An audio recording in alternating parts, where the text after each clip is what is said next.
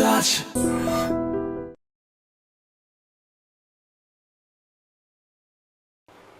నమస్తే, welcome to iDream. మనకు తెలుసు ఇప్పుడు ఏం జరుగుతుంది రాష్ట్రంలో, రాజకీయం ఎట్లా నడుస్తుంది అనేది మనందరికీ తెలిసిందే. ఒకటే చర్చ, కవిత గారు పార్టీ పెడతారా, ఏమవుతుంది కల్వకుంట్ల ఫ్యామిలీలో, ఆర్ బీఆర్ఎస్లో ఏమవుతుంది? 25 సంవత్సరాలు అయిపోయింది పార్టీ, కానీ ఆ ఖుషి ఏడ లేకుండా మరి 25 సంవత్సరాలు దాటిన తర్వాత నుంచే బీఆర్ఎస్ పార్టీలో ఏమంటారు అసలు ఒక టైప్ ఆఫ్ అలజడి అనమాట. కారణం ఏంది? సరే, డిఫరెంట్ ఒపీనియన్స్ అయితే వస్తున్నాయి, అంటే రాజకీయ పార్టీల నుంచి ఒపీనియన్స్ వస్తున్నాయి, దట్స్ ఆల్ రైట్. కానీ వాళ్ళ ఫ్యామిలీ మెంబర్ తను చెప్తే అథెంటిక్గా ఉంటుంది అనిపించింది. అందుకని మనతో పాటు ఉన్నారు రమ్యారావు గారు, కల్వకుంట్ల రమ్యారావు గారు, రేగుల పార్టీ. సో ఒకసారి మాట్లాడే ప్రయత్నం చేద్దాం మేడంతోని. మేడం నమస్తే. నమస్కారం అండి. ఎట్లున్నారు మ్యామ్? ఓకే అండి. ఏమవుతుందో ఏం అర్థమవుతలేదు మ్యామ్ అసలు. అంటే యాజ్ ఎ ఫ్యామిలీ మెంబర్, మీరు కేసీఆర్ గారి అన్న కూతురు కాబట్టి మీకు ఇంకా మంచిగా తెలుస్తుంది అసలు ఏమవుతుంది, వాళ్ళ ఫ్యామిలీలో ఏం జరుగుతుంది అనేది మీరే చెప్పాలి. ఇక ఏమవుతుంది? డిఫరెంట్ టాక్స్, అంటే కవిత గారు పార్టీ పెడతారనో, దూతలు పోయినరు ఆమె దగ్గరికి, చర్చలు జరుపుతున్నారనో, బుజ్జగిస్తున్నారనో, ఇట్లా రకరకాలుగా వస్తున్నాయి. మీకున్న ఇన్ఫర్మేషన్ ఏంటి మ్యామ్? కవిత పార్టీ పెట్టడానికి ప్రిపేర్ అయ్యింది, అది వాస్తవం. ఓ, రాయబారానికి వెళ్ళింది వాస్తవం. ఇంకా సెట్ అవ్వలేదు అనేది వినిపిస్తుంది, కాంప్రమైజ్ అవ్వలేదు అనేది వినిపిస్తుంది. ఓకే. ఏంది మ్యామ్ తనకున్న ప్రాబ్లం ఏంది అసలు? గంత మంచిగా ఉండే కదా 25 సంవత్సరాలు పార్టీ సెలబ్రేషన్ అంత పెద్దగా చేసుకున్న తర్వాత అప్పటి నుంచి స్టార్ట్ అయింది ఏంది? అంటే బీఆర్ఎస్ రజతోత్సవ సభ అనే దాంట్లో డయాస్ మీద కవిత పిక్ లేదు, మాట్లాడడానికి మైక్ ఇవ్వలేదు. సో కవిత అర్థం చేసుకుంది, ఓన్లీ కేటీఆర్నే మా నాన్న ప్రమోట్ చేస్తున్నాడేమో అనేది అర్థం చేసుకొని కోపంలో లెటర్ రాసుకుంది. ఫస్ట్ రోజు ఏం స్టేట్మెంట్ ఇచ్చింది మనందరం చూసినాం, మేడే రోజు. సెకండ్ డేట్ రోజు లెటర్ రాసుకుంది. ఇంకా రిలీజ్ ఎప్పుడు చేసుకుందో, ఎప్పుడు అక్కడికి పంపించిందో, అసలు అక్కడికి రీచ్ అయిందో రీచ్ కాలేదో కూడా తెలియదు. అంటే లెటర్ ఎక్కడ లీక్ అయినట్టు? తనే లీక్ చేసింది అంటున్నారా, లేకపోతే ఎవరు లీక్ చేసింది ఎవరు అంటున్నారు? మరి కవిత మటుకు యుఎస్ నుంచి రాగానే ఎయిర్పోర్ట్ నుంచి ఎవరు లీక్ చేసిండ్రు నేను రాసింది అని కవిత క్వశ్చన్ చేస్తుంది. ఒక వర్గం ఏమో అసలు లెటర్ రీచ్ అవ్వలేదు అంటుంది. ఓకే, మరి ఎవరు లీక్ చేసినట్టు ఇక్కడ? తనకిచ్చి తనే లీక్ చేసిందా? మరి తనే లీక్ చేసిండ్రా? మీడియా మీకే సోర్స్ ఎక్కువ ఉంటుంది కదా. మీరు చెప్పండి మ్యామ్, అంటే తన మనస్తత్వం మీకు తెలిసి ఉంటుంది కాబట్టి. నిజంగానే ఫాదర్కి లెటర్ రాసిండ్రు, ముందేమో అసలు అది తన రైటింగే కాదేమో, తను కాదేమో అని ఇట్లా రకరకాల చర్చలు వచ్చినాయి మ్యామ్. తీరా చూస్తేనేమో లేదు నేనే రాసిన, మా ఫాదర్కి రాసిన, ఎవరు లీక్ చేసిండ్రు అని తను కోవట్లు అంటుంది, దయ్యాలు అంటున్నది, మా నాన్న దేవుడు అంటుంది. ఇక మీరు చెప్పాలి, దయ్యాలు ఎవరు, కోవట్లు ఎవరు అనేది మీరు చెప్పాలి. ఇక నేను ఎప్పుడు దయ్యాలనే మాట ఇంతవరకు ఎన్నోసార్లు అక్కడ విమర్శించాల్సి వచ్చినా ఆ వర్డ్ యూజ్ చేయలేదు. ఓకే, కానీ కవితనే దయ్యాలు, ఓన్లీ మా నాన్న దేవుడు, మిగతా వాళ్ళు దయ్యాలు అంది. అంటే నాన్న తప్ప అక్కడ ఉన్న వాళ్ళందరూ దయ్యాలే కదా, వాళ్ళ అమ్మ ఇంక్లూడ్, అమ్మతో కూడా. ఓకే. ఇప్పుడు మమ్మీ సపోర్ట్ కూడా లేదంటున్నారా కవితకి? నేను అనట్లేదు, తన మాటల వల్ల. తన మాట తనే చెప్పింది కదా, నా లెటర్ ఎట్లా లీక్ అయింది, మా నాన్న దేవుడు అంత దయ్యాలు చుట్టున్నారు అంది. అంటే ఇంక్లూడ్ వాళ్ళ అమ్మ కూడా కదా. అక్కడ ఓన్లీ స్పెసిఫిక్గా నాన్న అని మెన్షన్ చేసింది, అవునా కాదా? అవును, అమ్మ అని ఎందుకు అనలేదు? అమ్మ నాన్న దేవుళ్ళు అనాల్సింది కదా. అంతే కదా మరి. అంటే మదర్ కూడా సహకరిస్తలేరా? అంటే కవిత గారికి అండగా లేరా? అంటే what you want to say ma'am? నేను ఎప్పుడు మాట్లాడినా కానీ ఏదో నాకు టీఆర్ఎస్లో ఉన్నప్పుడు పదవి ఇవ్వకుంటే బయటకు వచ్చి నేను కాంగ్రెస్లో పనిచేస్తున్నా, నేను విమర్శిస్తున్నా అని మీడియా కానీ ప్రజలు కానీ ప్రతి ఒక్కరు అనుకునేటట్టు వాళ్ళు అట్లా క్రియేట్ చేసారు. కానీ ఈరోజు ప్రజలు అర్థం చేసుకోవాలి, మీరు అర్థం చేసుకోవాలి. పదవులు అధికారం అనుభవించి 10 సంవత్సరాలు ప్రజల గురించి ఆలోచించకుండా పవర్ ఎంజాయ్ చేసి ఈరోజు మళ్ళీ ఎవరు మాట్లాడుతున్నారు, ఎవరు దయ్యాలంటున్నారు అర్థం చేసుకోవాలి. నేను ఎప్పుడు అక్కడ ఒకటే పర్సన్ టార్గెట్ చేసేదాన్ని, శకుని అని. ఆ శకుని వల్ల ఫ్యామిలీ అంతా డిస్టర్బ్ అవుతుంది, ఇబ్బందులు అవుతున్నాము అని నేను ఎప్పుడు మెన్షన్ చేసేదాన్ని. కానీ సొంత కూతురు కన్న కూతురు కవితనే మా నాన్న దేవుడు, మిగతా వాళ్ళు దయ్యాలు అంది. దాంట్లో ఎంత పెద్ద అర్థం ఉంది. ఓకే, ఇప్పుడు ఒక్కళ్ళు కూడా సపోర్ట్ లేరు తనకి, తన అమ్మతో సహా కూడా తనకు సపోర్ట్ లేరు, అంతేనా? ఏం దేనికి సపోర్ట్ లేరు? సపోర్ట్ ఉంటేనే కదా నీకు ఓడిపోయినా ఎమ్మెల్సీ వచ్చింది. ఇప్పుడు ఏదన్నా అడగాలనుకుంటే స్ట్రైట్గా అడగాలి. నీకు వాటాలు కావాలన్నా, ఇంకా పార్టీల ప్రమోషన్ కావాలన్నా డైరెక్ట్ కేసీఆర్ని కలిసి అడగవచ్చు. కేసీఆర్ గారు కలిసే పరిస్థితి లేకుంటే అన్న కేటీఆర్కి చెప్పుకోవచ్చు. అన్న కేటీఆర్ కాకుంటే బావ హరీష్ ఉన్నాడు చెప్పుకోవచ్చు. నిన్న రాయబారానికి వచ్చిన దూతలు ఆయన ఎవరు, దామోదర్ రావు గారు, గండ్రమోహన్ రావు గారు, వాళ్ళకి చెప్పుకోవచ్చు. వాళ్ళు వెరీ క్లోజ్ టు ఫ్యామిలీ.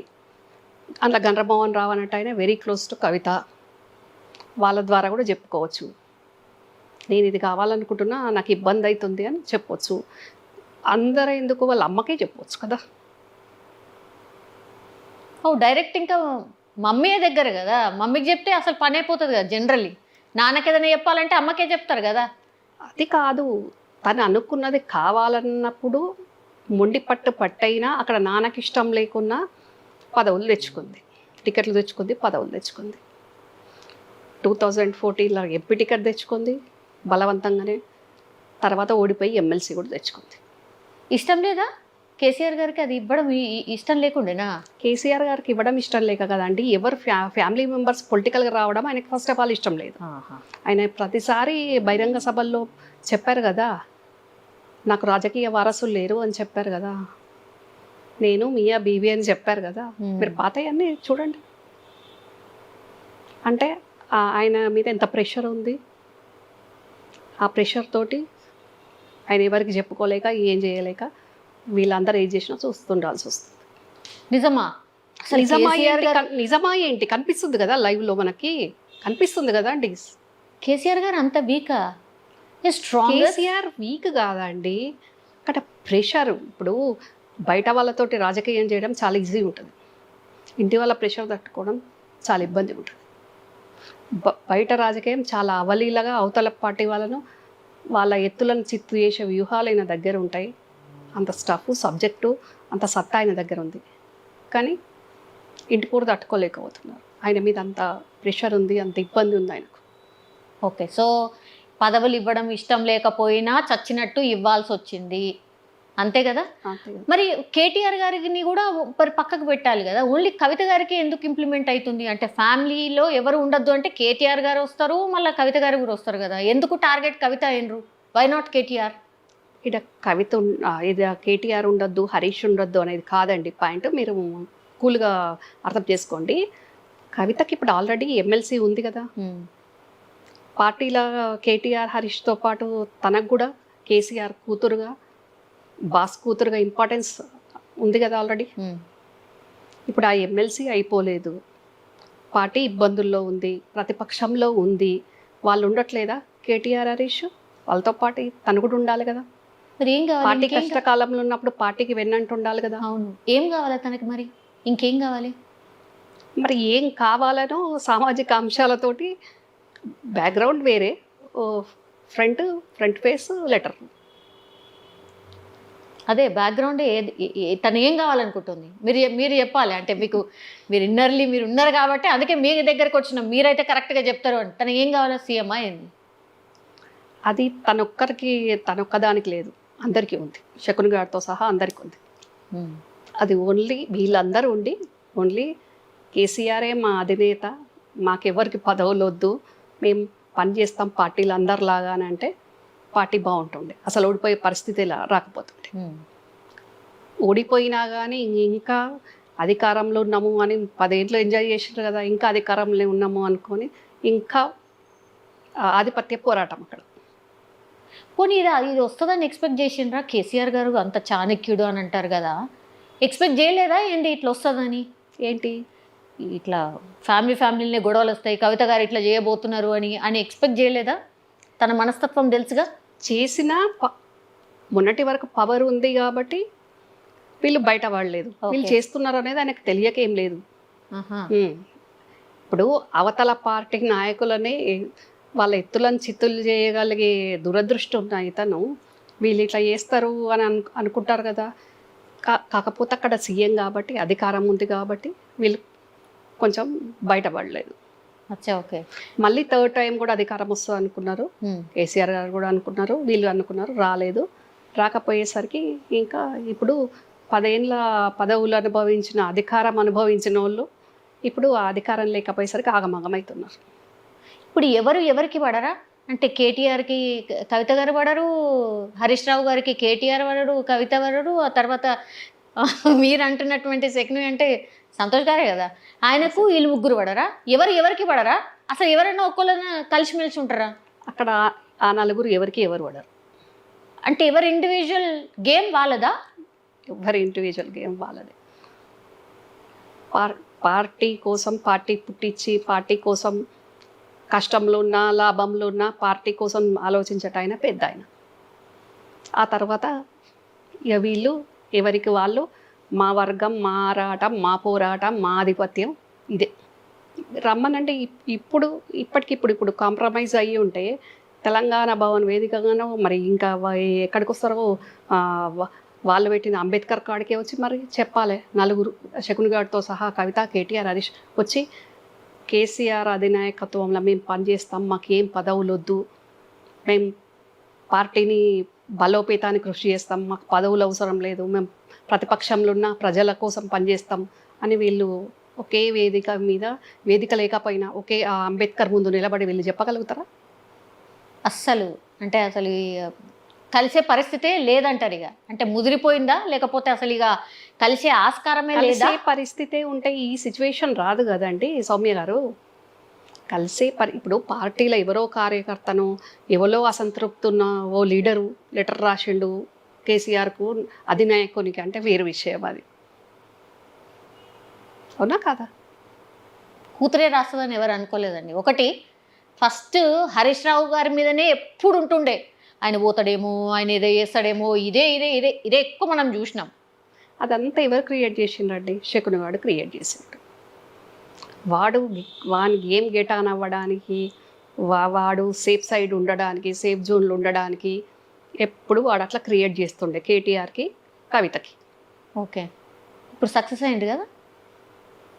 ఇప్పుడు ఏందండి, ఎప్పటి నుంచో వాడు అనుకున్నట్టు ఒక్కొక్కరిని డీవియేట్ చేసుకుంటూ వాడు సక్సెస్ అవుతూనే ఉన్నాడు కదా. ఫస్ట్ నన్ను సైడ్ లైన్ చేసేసిండు, ఆ తర్వాత వాళ్ళతో ఉన్నట్టే వండుకుంటూ నటించుకుంటూ వాడొక్కడు కాదు, వాని ఫ్యామిలీ ఉంది, వాళ్ళ శకుని కానీ మదర్ తోటి స్టార్ట్ అయింది అక్కడ. అంటే ఎట్లా ఏం చేస్తారు వాళ్ళ మదరు? కవిత వాళ్ళ మదర్కి సిస్టర్ కదా. అవును. ఆమె కరీంనగర్లో ఉంటుంది. శశికళ దగ్గర రిమోట్ ఉంటుంది. ఆ రిమోట్ ఆన్ చేస్తే ఇక్కడ శోభ మూవ్ అవుతుంది. అసలు శోభ గారి రోల్ అసలు ఏమీ లేదనుకుంటారు కదండి జనరల్లీ. మీరు అసలు ఏమంటారు, బ్లాస్టింగ్ అనమాట. మీరు తను అసలు ఏమీ ఉండదు, వెరీ కామ్ డౌన్, అసలు రాజకీయాలకి ఏం సంబంధం ఉండదు అని అందరికీ తెలుసు. మీరు చెప్తుంది చాలా డిఫరెంట్గా ఉంది. అది ఫ్యాక్ట్ సౌమ్య గారు, డిఫరెంట్ ఉండడం కాదు, ది ఫ్యాక్ట్. ఓకే. కన్న బిడ్డల శకుని సంతోష్ వాళ్ళ అమ్మ శశికళ. ఓకే. ఆమె ట్రాప్లో శోభ ఉంటుంది, శోభమ్మ. ఓకే. అక్కడ వాళ్ళు ఎట్లా అంటే ఇక్కడ అట్లా రన్ అవుతుంటుంది. సరే మ్యామ్, ఇక్కడ ఏంటంటే కన్న బిడ్డల మీద కుట్రలు చేస్తారా ఎవరైనా? తల్లి డౌట్. తల్లి కన్నబిడ్డ మీద కుట్ర చేయడం కాదండి. అంటే ఇప్పుడు కొడుకుతో పాటు కూతురుకు ఇప్పుడు ప్రజలకు నచ్చినా పార్టీలు నచ్చినా నచ్చకపోయినా అది అడిగింది చెయ్యు అన్నట్టు. శోభమ్మకు తెలియకుండానే అయిందా లెటరు? నువ్వు రాయి తర్వాత చూసుకుందాం ఏమవుతుందని. రాయి ఏమైతే చూసుకుందామని కాదు, కవిత జైలు నుంచి వచ్చాక శోభమ్మ ఒక దగ్గర వాళ్ళ సోర్స్తో నాకు తెలిసింది. ఒక మాట అందంట, ఏంటి అని, బీజేపీ వాళ్ళు రమ్మన్నప్పుడు వెళ్ళి ఉంటే ఈ పరిస్థితి రాకపోతుండే, పోతే ఏమైతుండే ఎవరి రాజకీయం వాళ్ళది అని. అచ్చా, ఓకే. కవిత గారు ఎవరితోటో అన్నప్పుడు కూతురుతోటి కూడా అని ఉంటుంది కదా, ఆ సపోర్టే కదా ఇంకా లెటర్ రాయడానికి. కానీ సొంత పార్టీని చంపుకొని అట్లా కన్న కూతురు వేరే దగ్గరికి పోతే అసలు ఎవరికైనా ఎట్లుంటుంది మ్యామ్? అంటే జనరల్లీ మరి ఎంత రిమోట్ ఎవరి చేతిలో ఉన్నా గింతగానం ఆడడం అయితే నేనైతే ఏడ చూడలేదు. అంటే కవిత గారు బీజేపీలకు పోయి ఉంటే అందరూ వాళ్ళు అంటారు కదా, కూతురే పోయింది అని అనరా, అంటారు కదా. ఎవరు అనుకుంటే మాకేంది, ఇక్కడ నా కొడుకు ఉండాలా, అక్కడ కూతురు ఉండాలి. ఎవరు ఏమనుకుంటే ప్రజలతో ఏం అవసరం ఆమెకు? ప్రజలతో పని లేదు కదా. ఇది మేము పుట్టించిన పార్టీ, మా పార్టీ అనేది అనుకుంటుంది. అట్లా ఇష్టం ఉన్న వాళ్ళు ఉండండి, కష్టంగా ఉన్న వాళ్ళు వెళ్ళిపోండి, నా పిల్లలు మాత్రం ఇద్దరు మంచిగా ఉండాలి, ఎక్కడున్నా ఏ పార్టీలో ఉన్నా, అది ఆమె పాలసీ. ఓకే, మరి ఎట్లా ఇప్పుడు? సరే దూతల్ని పంపించారు, ఫస్ట్ చర్చలు అయితే స్టార్ట్ అయినాయి, కానీ అదేం సఫలం కాలేదు అని అంటున్నారు. ఈమెమో బెట్టు దిగుతలేదు. నువ్వు దిగకు బిడ్డ అని చెప్పుకుంటారా ఏంది శోభమ్మ? అంతేనా? ఆమె చెప్పిందో చెప్పలేదో కానీ కవిత డిమాండ్స్కి, కవిత అనుకునే డిమాండ్స్కి ఆడ ఓకే కానట్టుంది. వెయిటింగ్లో పెట్టిండ్రు. సో వాళ్ళు ఎట్లా వెయిటింగ్లో పెట్టిండ్రు, నేను కూడా అట్లనే పెడతా అన్నట్టు నేను కేటీఆర్కి వచ్చిన నోటీస్కి ఒక ట్వీట్ పడేసింది. అవును, ఏం జరగనట్టు, అసలు ఏం కానట్టు, ఏదో సంథింగ్, అంతేనా? ఏం జరగనట్టు ఏం కానట్టు కాదు, జరిగిన చర్చల ప్రకారం తొందరపడకు, మాట్లాడదాము అనేసరికి సరే నేను కూడా ఇంతవరకే ట్వీట్ల వరకే ఉంటా, డైరెక్ట్ మీకు వచ్చి కలిసి మాట్లాడేది లేదు, ట్వీట్లతోటి నేను ఇట్లా సరిపుచ్చుతా అని మళ్ళా ప్రజలను ఓకే మభ్యపెట్టడానికి. అంతే. ఓకే, కవిత గారి మనస్తత్వం ఏందండి? అంటే మొండి రకమా, ఏదైనా అనుకుంటే సాధిస్తుంది అనే టైప్సేనా? యాక్చువల్లీ మా ఫ్యామిలీలో అందరం అదే టైప్ అండి. ఓకే, అందరం అదే టైపు. కాకపోతే పరిస్థితులకు అనుగుణంగా మెయింటైన్ చేసుకోవాలి. ఏదైతే ఏమైంది, నేను నాకు ఒక్కదానికి అన్నీ కావాలి, నాకే కావాలి అని అనుకోవడం కరెక్ట్ కాదు. మరీ ముఖ్యంగా పార్టీ కష్టకాలంలో ఉన్నప్పుడు ఇంటోళ్ళ మేట చేస్తే క్యాడర్కి ఏం మెసేజ్ పోతుంది, క్యాడర్ గందరగోళంలో పడుతుంది, పార్టీ ఉనికికే, పార్టీ స్ట్రెంత్ అవ్వకుండా ఇబ్బంది అవుద్ది అనేది కొంచెం ఆలోచించుకోవాలి. ఓకే, ఇప్పుడు నాన్న ఉన్నారు లైవ్లో, నాన్న లేరు కదా, నాన్న ఉన్నారు కదా, ఉన్నప్పుడు ఎందుకు ఇంత తొందర? మరి కేసీఆర్ గారి ఆలోచన ఏంది? ఇంత మొండిగా బిహేవ్ చేస్తుంది అని ఎక్స్పెక్ట్ చేసిండ్రా ఏంటి? తెగేదాకా లాగే పరిస్థితి వస్తుందని అనుకున్నారా? అంటే ఆయన కవిత జైలు నుంచి వచ్చాక చెప్పారంట, నీ పార్టీలో నీ పొజిషన్ నీకుంది, సైలెంట్గా ఉండు కొన్ని రోజులు, పార్టీని స్ట్రెంథన్ చేసుకుందాము అంటే ఇంకా ఎక్కడైనా కబడిపోతానో ఏమో అని. ఓకే, అంటే తను చెప్పి అడిగినరు, అంటే రాగానే అడిగినరా? తను అందరూ ఏం మాట్లాడుతుండ్రంటే మేము 5 నెలలు జైలు ఉంటే కూడా పెద్ద గొప్పగా పట్టించుకోలే, నా నాన్న చూడ్డానికి కూడా కనీసం రాలేదు అనేది ఒకటి ఉండిపోయింది, 5 నెలలు నన్ను జైల్లో ఉంచిండ్రు అనేది కూడా ఒకటి ఉండిపోయింది అనేది ఒక టాక్ మ్యామ్. నిజంగా 5 నెలలు ఉండాల్సిన పరిస్థితి ఉండేనా కవిత గారికి? ఎప్పుడో రావాల్సింది కదా. పెద్ద పెద్ద లాయర్లను పెట్టిండ్రు అన్నారు, వాదిస్తున్నారు అని అన్నారు, అయినా 5 నెలలు ఎందుకు ఉండాల్సి వచ్చింది? ఏడ్చుకుంటూ ఆమె కొంత చెప్పకనే చెప్పింది అనుకోండి. ఒక టైంలో ఒక అడ్వకేట్ను ఆ కేసుకు అపాయింట్ చేసుకుందామంటే 50 కోట్లు ఇస్తామన్నా ఆ కేసు డీల్ చేయడానికి అడ్వకేట్స్ ముందుకు రాలేదు. ఓకే, ఇంకా చాలా రోజులు ఉంది అని మీరు అంటున్నారు, 5 నెలలకే చాలా రోజులు అన్నారు. అంటే వాస్తవంగా ఒక ఆడపిల్ల జైల్లో ఉండడం ఒక రోజున ఒక సంవత్సరంతో సమానం ఉంటుంది. కానీ తన కేసులో చాలా ఎర్లీ బెయిల్ వచ్చింది అది. ఓహో. ఇప్పుడు మనం కనిబల్ని చూసాం, అవును. చాలామంది లీడర్స్ని చూసాం, అవును. 1 year ఎబోనే ఎవరికి కూడా బెయిల్ రాలేదు. ఇక్కడ వీళ్ళు చాలా గట్టి ఎఫర్ట్స్ పెట్టి కేటీఆర్, హరీష్ వీళ్ళు ఢిల్లీ చుట్టూ తిరిగి పెద్ద పెద్ద అడ్వకేట్స్ జడ్జిలను కలిసి వీళ్ళు బెయిల్ వచ్చే రకంగా సెట్ చేసిండ్రు. యా. కానీ మరి వెళ్ళింది ఎలాంటి కేసు? ఏ మొహం పెట్టుకొని కేసీఆర్ గారు తిహార్ జైలుకు వెళ్ళి కవితను ఇప్పుడు కూతురు మంచిదైనా చెడ్డదైనా జైల్లో ఉన్నది అని అంటే ఏ తండ్రికైనా బాధే ఉంటుంది. తనకి ఏమని వెళ్ళి జైలుకి వెళ్ళి చూస్తారు చెప్పండి? అంటే కన్న తండ్రికి ఆయనతో కొట్టుకోదా? ఆడబిడ్డ జైల్లో ఉంటే కూడా అది కూడా అంటే దాన్ని కూడా నామోషిగా ఫీల్ అయిందా?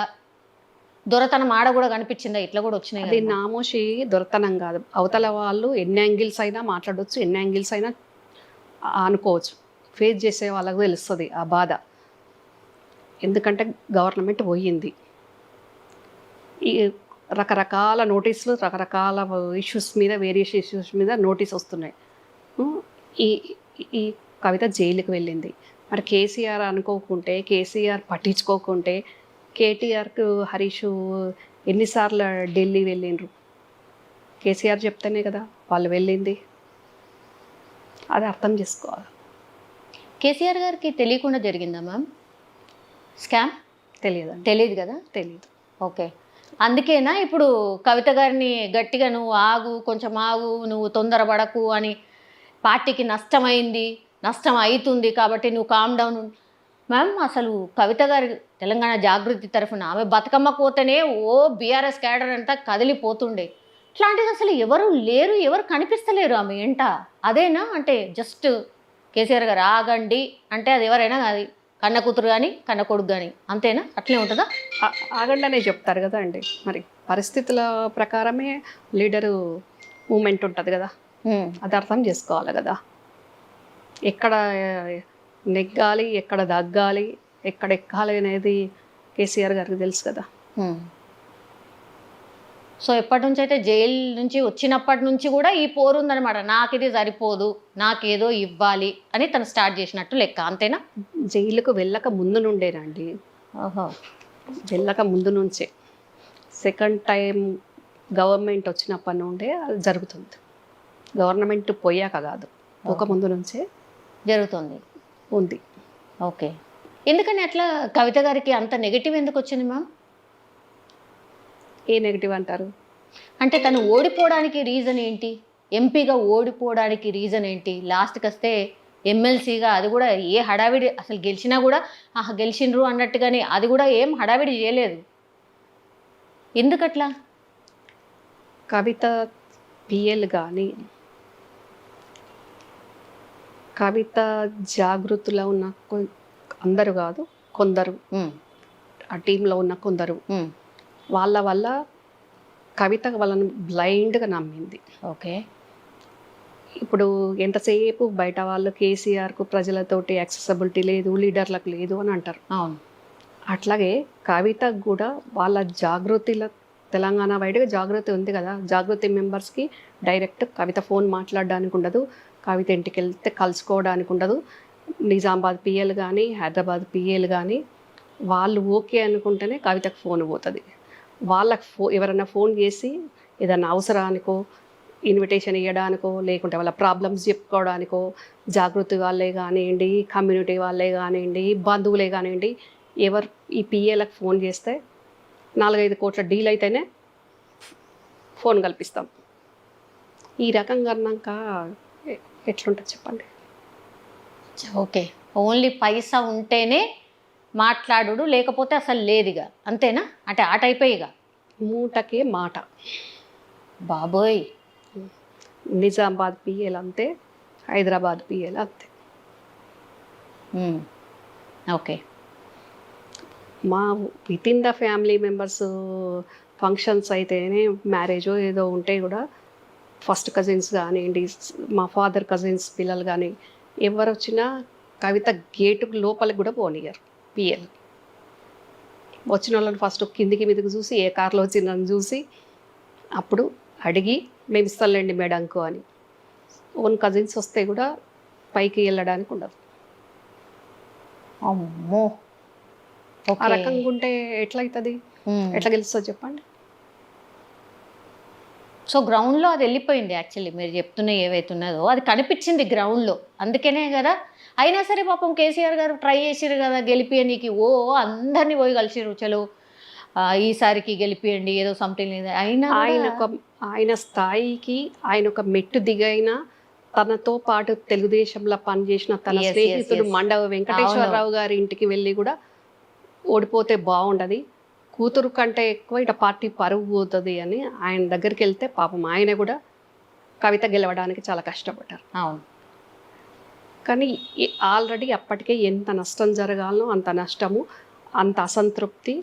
నిజామాబాద్ ఓన్లీ ఒక టౌన్ అని కాదు, టోటల్ నిజామాబాద్ డిస్టిక్లో అసంతృప్తి అయిపోయింది కవిత మీద. అంటే తనే ఒక సీఎం లాగా వ్యవహరించింది అనేది కూడా ఒక టాక్ వచ్చింది మ్యామ్, నిజం చెప్పాలంటే కూడా. అవును. అంటే తండ్రి గారు ఒక పవర్ సెంటర్ అయితే మళ్ళీ తిను కూడా ఒక పవర్ సెంటర్ లాగా వ్యవహరించిండ్రు అనేది కూడా ఒక టాక్ వచ్చింది మ్యామ్.